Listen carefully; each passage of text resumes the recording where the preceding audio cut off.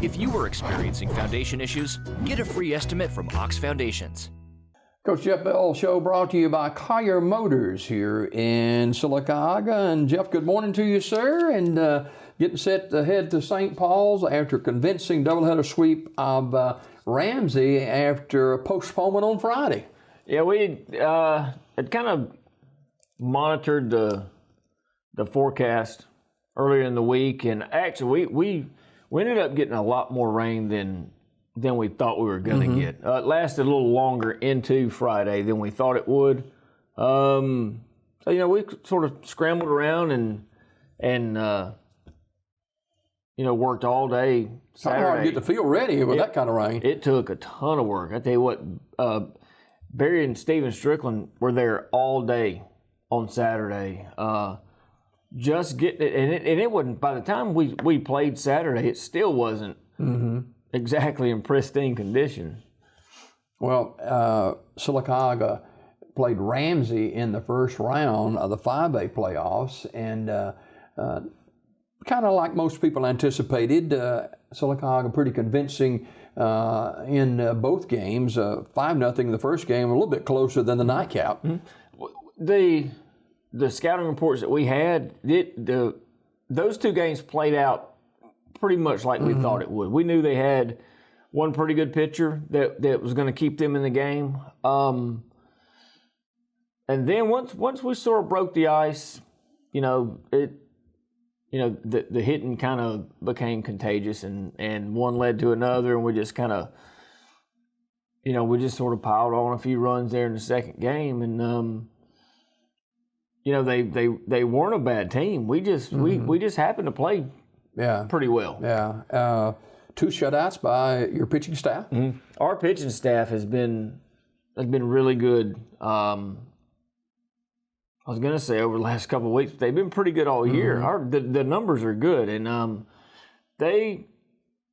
when we don't create our own problems by walking batters and hitting batters and making errors, they're pretty tough to score on. They're a pretty talented staff, and they sort of gave us what they've given us for most of the year. Yeah. And you guys got the long ball going too in that doubleheader. One of them did, for sure. Yeah. Jordan Ridgway hit 3 on the day, and they went a long way. Yeah, there wasn't much question to them. And they didn't take a long time getting out either. I mean, he had a good night.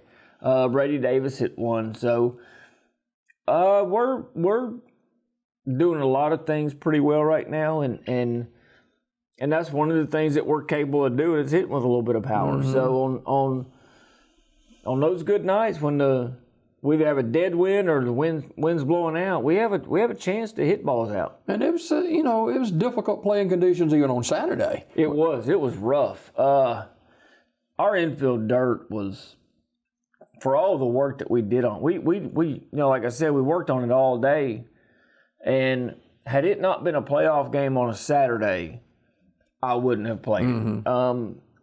Because the fear is that you don't want the field to dictate a winner or a loser. But because you're backed up where games have to be entered and they have to be, like, there's teams that played Monday and Tuesday of this week, and they have to turn around and play another round, tomorrow. So we wanted to avoid that at all costs. So as long as it was safe, we were going to play on it. But I'll tell you, it took 9 hours of work nonstop just to get it as playable as it was. Yeah. Well, this weekend, the competition ticks up a few notches as you travel to St. Paul, and they've got a good baseball program there. They do. They've got a good history, number one. I mean, they beat a lot of teams just when they walk through the gate. They're loaded with talent. They've got a good coaching staff. They do everything right. They're one of those teams that you have to beat them. They're not going to beat themselves. And they expect to win every time out. Is there advantages you see of a private school versus a public school as far as competition is concerned? Um, Because they've got talent all the way through that lineup. Yeah, and it seems like they're always going to. Where, sometimes in like, let's take, for example, here at Sylacauga, we're going to have eventually a year where you have a couple of classes that come through that are not as athletic. And I'm going to be expected to try to win with them. There's nobody else coming in to save the day. What you got is what you got, right? That's it. Yeah. What impresses you about St. Paul? You've seen some scouting reports on them. They're very disciplined. I mean, they're. It's really a team that it was a double-edged sword. They're really fun to play against because they're going to bring the best out in us, I think. But if you're not ready, you're not prepared, and you haven't worked on the things that you're going to see, they're going to embarrass you because they're going to do what they do. And if you can't stop it, you can't stop it. Yeah. And they're not going to let up. So I really look forward to playing them. I've never been there. I've never played them. Been in Mobile several times, but I've never played St. Paul, so I'm actually looking forward to it. Well, speaking of the trip to Mobile, you guys will be leaving later on today. Is that right? Yes, we're going to practice after school, and we'll cut them loose, let them go shower and get their stuff together, and come back. And we're going to leave 5:30, 6 this evening. Head down, get down there, hopefully right at bedtime. Yeah.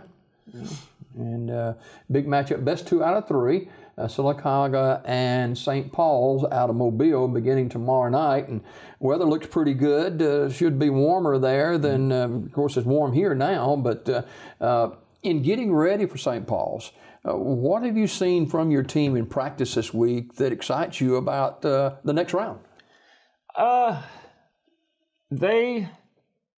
Every time I think we're going to have a bad day, because they have a lot of life on a game day, but they're sort of methodical on practice days where, when they go out and they start to stretch and throw right before practice, I sort of get a feel that, man, they don't want to be here today.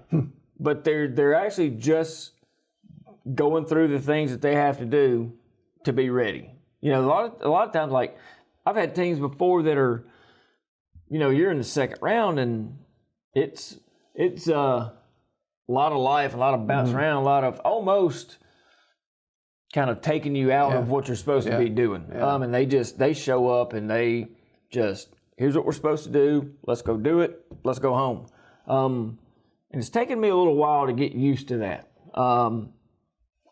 It doesn't require a lot of energy to be focused. And they're pretty good at showing up and doing what they're supposed to do.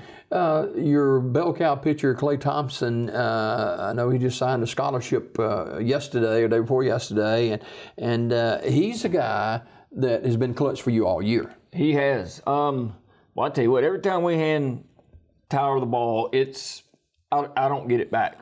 We give it to him, and he goes out there and he does what he does. And a matter of fact, it kind of gets lost in the shuffle with all the home runs that Jordan hit, the amount of runs that we scored the other night. Tyler threw a no-hitter the other day, and that's his second no-hitter of the season. Fans like them home runs, man. Yeah, that's what chicks dig the long ball. Yeah, that's right. At the commercial. That's right. But you know what? When you throw a no-hitter, that's a pretty good day. It is, and he's had a really good year for us. And I come on here every week and I say the same thing about him. He does what we expect him to do. He's that good. And above anything else, he's one of those guys that wants the ball. He's just a competitor. Yeah. He wants it against the best teans. And the good thing about this Aggie team, you got some depth pitching outside of Thompson. Yeah, we do. Wow, and they're young too. We've got after that, Andrew Schmidt's a junior, Cole Porch is a junior, and again, like I've said on here a couple of times, Luke Vincent, Grant Walker have really stepped up this year. And those were guys that heading into the season, we knew they had a ton of potential. It was just what were they going to be like under the varsity lights? And well, they've taken off. I mean, I don't think Luke's given up a run yet, and Grant has.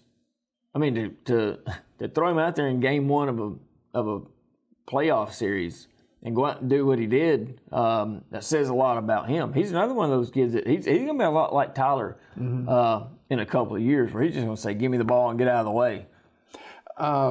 Best 2 or 3. You have to prepare for that third game if necessary too, and so that's where your depth at pitching comes in, and your hitters have got a better feel of things. Game 1 is a pivotal game for you, however. It is, man, that's going to be a pretty tricky thing about this series is choosing the order of the rotation, and I'll go over, all the scouting reports that we have and all that, but it's going to come down to a gut feeling about who gets it in game 1, who gets it in game 2. But you're right that game 1's going to be kind of feeling each other out, and game 2 is going to be that's where the rubber's going to meet the road. Yeah. And then if there ends up being a game 3. It's going to be all hands on deck. Yeah. And, there a lot of series are like that, especially if you haven't played the team or you haven't seen the team. Game 1 is going to be, you're going to hold your cards a little closer to the vest. And finally this morning, the mental aspect of a series like this. I mean, wrong move, wrong throw, miss steal sign or something like that can really cost a team. It can't. Well, and the thing is, usually if you're playing a good team, and actually me and Coach Collier talked about this yesterday, is that in a very close, like a 1-run game, every pitch, everything you do during the game can potentially win or lose it. Yeah. So it maximizes every pitch of the game, where every pitch of the game becomes more and more important. Where in like a 13-10 game, you can overcome some mistakes. Yeah. Well, in a 1-0 game, you can't afford to make a mistake. No wiggle room there at all. None. That actually what makes it really fun. Yeah. Well, good luck to the Aggies against St. Paul's beginning tomorrow night. Best 2 of 3, doubleheader tomorrow. Game 3, if necessary, on Saturday. The team will be leaving later on this evening for Mobile. Have a safe trip, and let's bring back another win and move on to another round. Sounds good. Coach Jeff Bell, the head baseball coach of the Sylacauga Aggies, our guest. More Daybreak right after this.